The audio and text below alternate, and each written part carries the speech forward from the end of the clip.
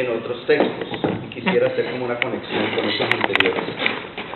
De manera que voy a invitar a Juanito por aquí, por favor. Te cuento que estamos a parte del Nuevo Testamento, el libro Historias para Estrenar. Y aquí hay una especie como de adelanto de lo que luego será el libro Epifanías Transitorias. Pasaje del Nuevo Testamento. Ella va a ser de Magdalena, yo voy a ser de Jesús. Anoche tuve un sueño. ¿Qué sueño, mi Señor? Soñé que estaba en lo alto de una colina, el pecho desnudo y un viento punzante arremolado en mis cabellos. Cierto dolor que llegaba de todas partes me corría como un río subterráneo. Fuego en las manos, en los pies, en el rostro.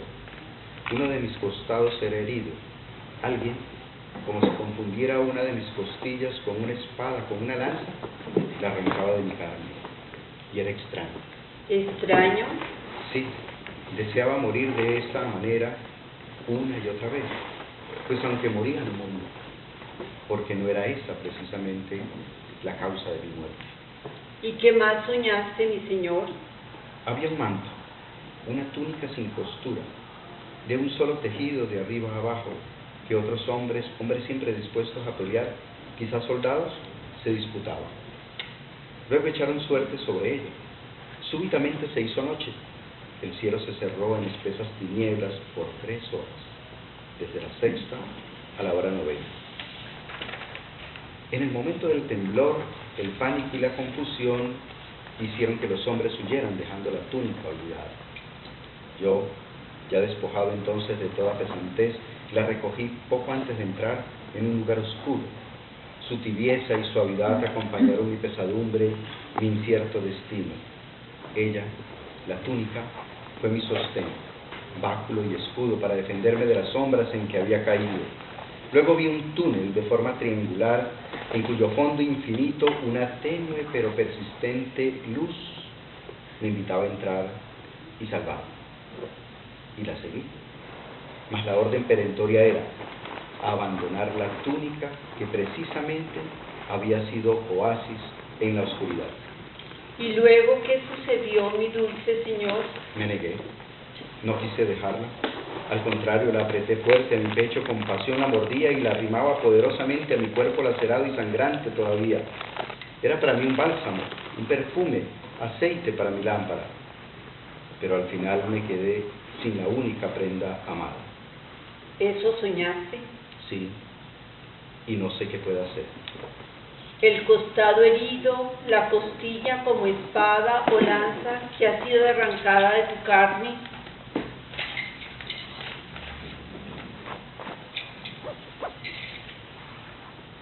El costado herido, la costilla como espada o lanza que ha sido arrancada de tu carne, es el amor, el signo de la existencia, del primer padecimiento, esa especie de dulce muerte que se anticipa para anunciar y aliviar en parte el dolor y la soledad de aquella otra más letal e irremediable. Las 3 horas de penumbras, el túnel triangular iluminado, es el que al tercer día resucitarás para ascender. ¿Y la túnica? La prenda que mi boca mordía con vehemencia y mis manos no querían de mi pecho apartar. La túnica, tu túnica, prenda amada, la túnica era yo, mi Señor. Ese es el problema.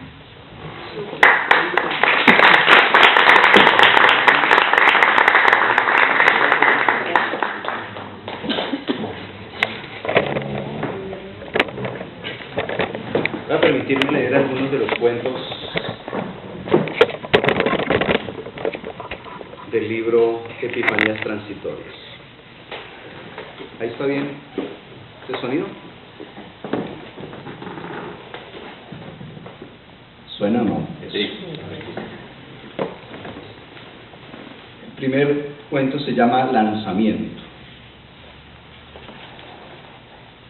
Me dijeron que se trataba de un simple lanzamiento de rutina, que la pareja aquella recién trasteada no había cumplido con las cláusulas del contrato y que debía ser que desalojaran el lugar por ellos ocupado. Me autorizaron, si había la más mínima resistencia, a usar armas de fuego. Llevé la más poderosa para estos casos, pues he visto cómo los lanzados son gente de verdad lanzada y temeraria. Algunos hasta físicamente se encadenan a algún objeto, puerta, ventana, columna, árbol, del sitio en que han vivido, al que en cualquier momento llegan a considerar suyo. Así obra el espíritu y la psiquis del acorralado y del que considera que no tiene ya nada que perder y todo lo arriesga. Sin embargo, no fue este el caso. Es más, cuando llegué a hacer cumplir la orden, la pareja ya había iniciado su retiro. Guardé el arma que en mi mano ya estaba presta a echar fuego. Creo que me desarmó desde lejos la imagen desamparada de aquel par de seres que, cabizbajos, abatidos, abochornados por la situación, avanzaban resignados. No había pues razón para hacer uso de la coacción. Ellos mismos se sacaban. Pero creo que hubo algo más terrible que me conmovió: la diferencia abismal, física y espiritual entre aquel hombre y aquella mujer. Mientras que en él la amargura, la indignidad, la eyección le inyectaban a su cuerpo abatido una figura desgarbada, miserable, a la vista molesto, en la mujer en cambio la tristeza, dolorosa sin duda pero sin vergüenza, se adhería a sus contornos para embellecerla. Y cuando vi a esa mujer en su esplendorosa y desolada belleza, no pude evitarlo. Y me vi impelido brutalmente a desearla con inusitado ardor. No pude tampoco evitar evaluar negativamente al hombre que tenía a su lado, pero la verdad es que un individuo así, pusilánime y avergonzado de su pobreza desnuda, no la merecía como compañero, ni ahora, ni menos en el futuro incierto que se les venía encima. Y aunque luché conmigo mismo, en la flaqueza de mi corporeidad, no tuve más remedio que proponerle, aparte, al hombre aquel, que si quería resarcir de otra manera su falta, que si quería quedarse por fuera del castigo del pecado cometido, aprovechara una última oportunidad. Que no había más que una salida, aprovechando la poca diferencia que por entonces había entre los ángeles y los primeros seres humanos, y era trocarnos uno por el otro. Él se puso mi saya inmaculada, y yo no tuve casi nada que ponerme, salvo su nombre con culpa, pues por lo demás quedé prácticamente desnudo. Y nos separamos definitivamente, no sin antes enseñarle las palabras y los gestos y el uso de los instrumentos con que ahora él, en posesión de mi oficio, debía empujarnos al final del predio, conforme a la situación, y para que de paso nadie llegara a sospechar algo del cambio. Que había que ver con qué saña procedió. No había necesidad de la espada de fuego y la incendió furioso. Había que ver con qué odio se dirigió a nosotros mientras nos echaba, sobre todo a Eva, a quien responsabilizó, entre maldiciones e improperios, de todos los males que por culpa, la gran culpa de su conducta y de su falta original, en adelante se desatarían.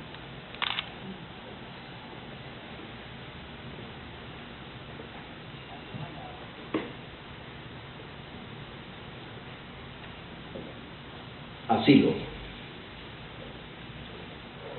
Y allá arriba, ¿cómo los tratan? ¿Cómo la pasan? ¿Qué hacen ustedes? ¿En qué se entretienen? El ángel, tan impecable en su compostura inicial, de súbito prorrumpió en un llanto, mezcla de hipo, mezcla de risa, mezcla de espasmo. Yo la verdad lo hice sin mala intención, fue lo único que se me ocurrió. Uno no está acostumbrado a ver y a sostener conversaciones con ángeles. Y sinceramente, al verlo así, la verdad para Dios, quise irme, no complicar la situación de un pobre individuo, ausentarme de cualquier certeza o realidad que lo estuviera desmoronando y disolviendo. Sin embargo, en un arresto de solidaridad con el que de manera inesperada, sin que él mismo estuviera preparado, ha descubierto un tipo de fantasma, le dije, tratando de consolarle: cálmese, si hay alguna manera en que yo pueda ayudarle. Confieso que yo también me sentí mejor. Después de todo yo, aunque sin ninguna intención lo repito, le había azuzado el horror de su drama con una pregunta inocente, banal, fática, de esas que cualquiera le haría a un turista, menos para conocer en verdad su país que para hacerle parecer amable el nuestro. Pero yo tan simple, ¿qué diablos iba a saber? Gracias, dijo, mirando la tierra, cogiendo la punta de una de sus alas como pañuelo para retener los aguados y viscosos líquidos del llanto que aún inundaban su naricita. Aquí para todo es como un recurrir a... Y terminé por contarle al oído lo que debíamos hacer, no solo para que nadie nos escuchara el plan, sino además porque podría resultar peligroso. Daba pesar ver cómo escuchaba tembloroso y a la vez esperanzado. Al final, el ángel estuvo de acuerdo. Averiguamos entonces la dirección de una embajada, preferiblemente una que no tuviera relaciones diplomáticas o de cualquier otro tipo con el Vaticano. Y el ángel pidió asilo político.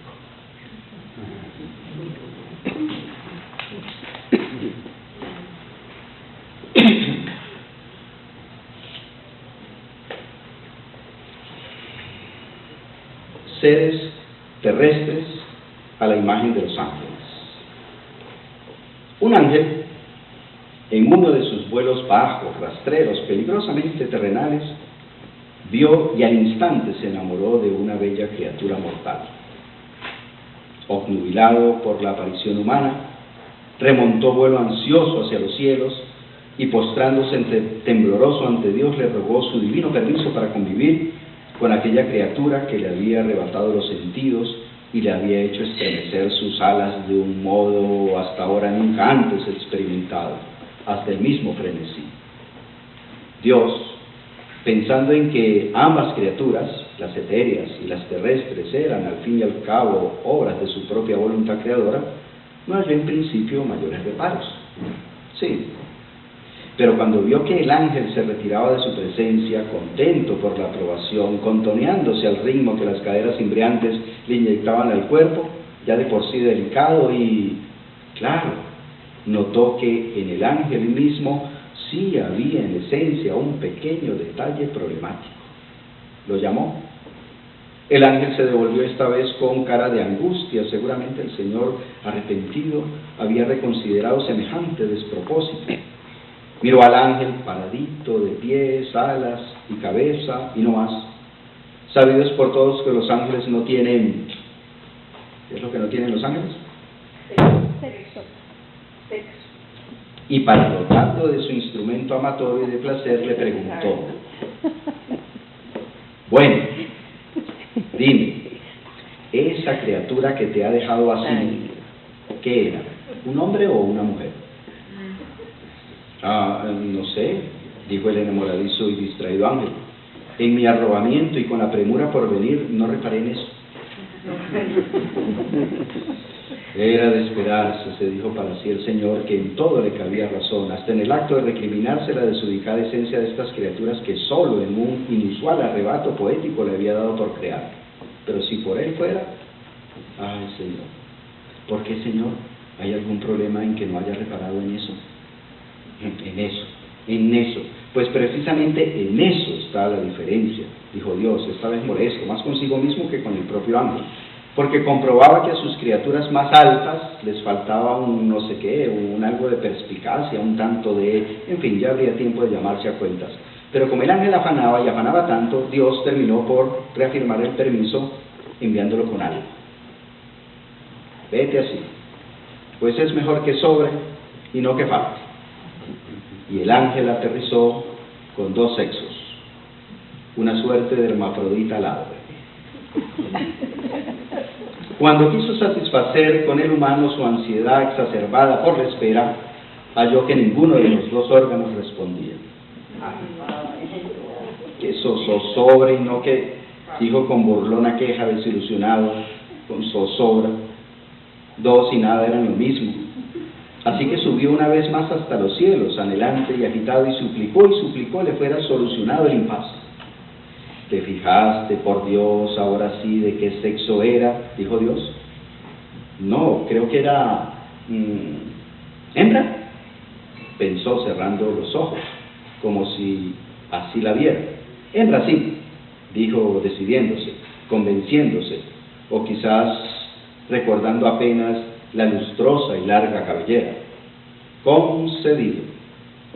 Se dejó caer el ángel como un meteoro, raudo y encendido. Llegó, buscó a quien consideraba su complemento, identificó la larga cabellera y tampoco. Nada que el acople funcionaba, por el contrario, fue rechazado entre empujones e insultos de todo tipo, de un tipo que le gritaba: largo que te has creído, cretino, a otro con esos jueguitos rosados, mientras se arreglaba la cabellera como si en el trompicón se hubiera despeinado. Para un ángel, ir y venir, un subir y bajar del cielo a la tierra puede resultar un instante, no así para los mortales. El tiempo alado es distinto del terrestre. Dios mismo anda con un reloj diferente. Y cuando el ángel regresó, de nuevo tuvo que soportar otra derrota. Lo que él no sabía era que, por azar, por degeneración genética o por decisión divina, a este pobre narrador, por muy omnisciente que sea o como lo quieran llamar, le están vedadas algunas cosas, en la raza humana ya se había colado y diseminado una ambigua especie de seres que eran la imagen de los ángeles en la tierra, que reflejaban, por así decirlo, esa falta de un no sé qué que percibiera Dios en sus aladas criaturas.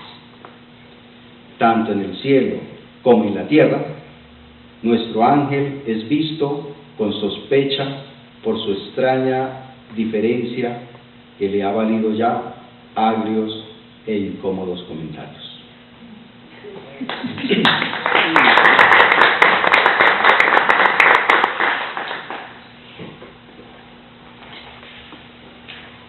Programador de punta.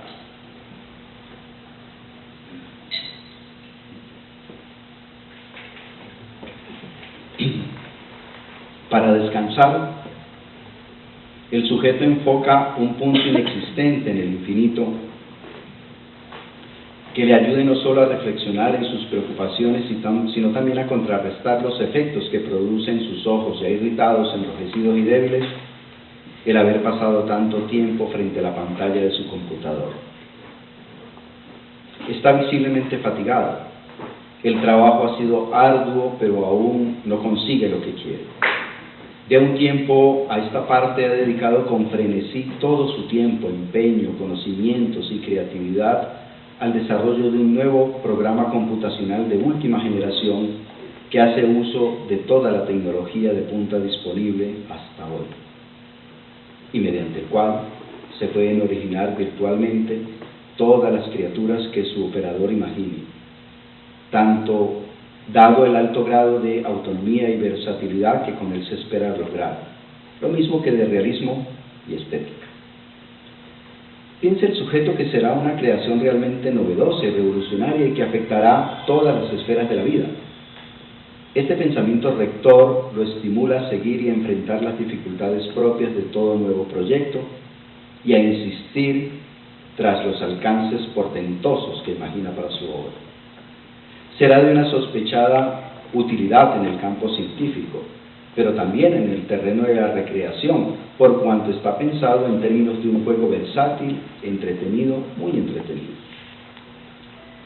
En cuanto a herramienta científica, estará en capacidad de simular la realidad toda, uno a uno de sus seres y a todos contenidos, desde las partículas subatómicas hasta la vastedad del universo en expansión.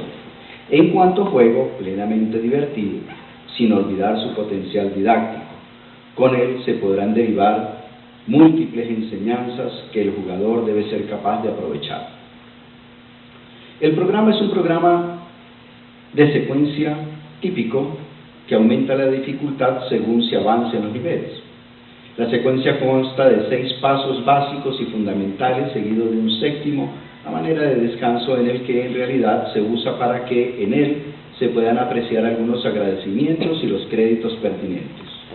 Lo mejor, lo más emocionante, lo más difícil y complejo se deja, por supuesto, para lo último, es decir, para el 6º nivel, que es cuando el usuario debe ser capaz, recogiendo la experiencia aprendida en las 5 instancias previas, de crear con los mermados recursos disponibles para entonces prácticamente con pocos y deleznables elementos, el ser más complejo, variable, pero dócil de esa realidad.